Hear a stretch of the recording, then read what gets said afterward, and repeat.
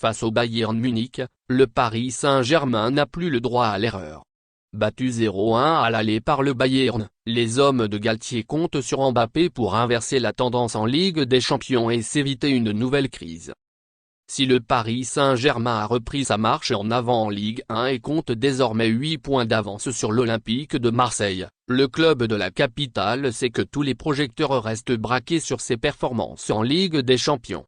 Depuis son rachat en 2011 par Qatar Sport Investissement, la scène européenne rythme les saisons du club parisien avec son lot d'émotions, mais surtout de désillusions.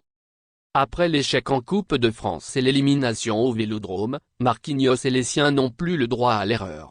Pour s'éviter une nouvelle révolution de palais cet été, le Paris Saint-Germain doit renverser le Bayern Munich en huitième de finale retour ce mercredi, 21 h, après sa défaite 0-1 à l'aller. Tour d'horizon des enjeux de cette rencontre au sommet. Un espoir nommé Mbappé. Diminué lors de cette première manche avec une entrée en jeu à la 57e minute, Kylian Mbappé porte sur ses épaules tous les espoirs du Paris Saint-Germain. L'attaquant français est en très grande forme, devenant au passage le meilleur buteur de l'histoire du club après sa 201e réalisation face à Nantes. Il sera l'atout numéro 1 de Christophe Galtier du côté de l'Allianz Arena et un véritable casse-tête pour les Bavarois. Comment réussir à contenir son influence et l'empêcher de faire des différences? En conférence de presse, Thomas Müller s'est montré confiant sur la capacité de son équipe à gêner Mbappé. C'est une question facile, Kylian. Il est explosif et sait prendre les bonnes décisions dans la surface de réparation. Le monde entier prend plaisir à le regarder. Mais nous essaierons de le perturber dans son travail. Si notre plan fonctionne, il ne s'amusera pas beaucoup. Il y a 2 ans, lors du quart de finale aller de Ligue des Champions disputé à Munich, Mbappé avait marqué les esprits avec un doublé, victoire 3-2. Il espère évidemment réitérer cette performance. Neymar, un mal pour un bien?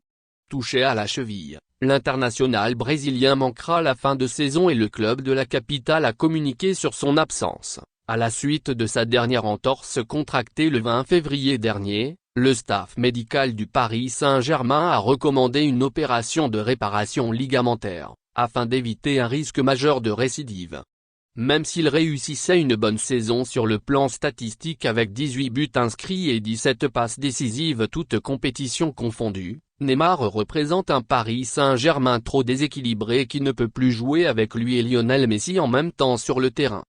Il n'est évidemment pas question de remettre en question le talent du Brésilien, mais bien de se rendre compte de son incompatibilité avec son ancien coéquipier du Barça. Avec le retour de la défense à 3 et le duo Messi-Mbappé devant, Christophe Galtier a retrouvé une équipe cohérente, même si défensivement le rendu est encore loin d'être parfait. Sous contrat jusqu'en 2027, Neymar va se soigner en espérant revenir à 100% la saison prochaine. Mais d'ici là, le club de la capitale aura peut-être tout mis en œuvre pour le faire partir. Un gros tournant pour Donnarumma. Difficile de cerner le gardien italien depuis son arrivée dans la capitale. Capable du meilleur mais aussi du pire, à l'image de son but encaissé sur une frappe de Ludovic Blas dans un angle fermé samedi, l'ancien portier de l'AC Milan n'a jamais totalement retrouvé son aura de l'Euro 2021. Vainqueur avec l'Italie, Donnarumma avait impressionné par sa capacité à être décisif tout en étant un leader de son équipe.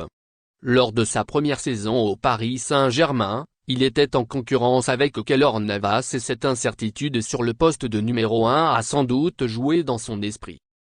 Mais cette année, Donnarumma a bien été désigné comme titulaire indiscutable par Christophe Galtier, et les doutes demeurent. On a toujours relevé ces quelques petites erreurs, que ce soit d'un manque de concentration ou autre. On lui dit après Benfica, le 5 octobre dernier, qu'il doit continuer, être toujours performant, a indiqué l'entraîneur parisien durant l'automne. Pour devenir une certitude à son poste, le gardien italien doit réaliser une performance majeure en terre bavaroise. Sinon les inquiétudes laisseront place à de la défiance. Galtier en grand danger. En cas d'élimination face au Bayern ce mercredi, le club de la capitale pourrait de nouveau être plongé dans la crise. Arrivé seulement l'été dernier, Christophe Galtier et Luis Campos pourraient déjà être sur la sellette.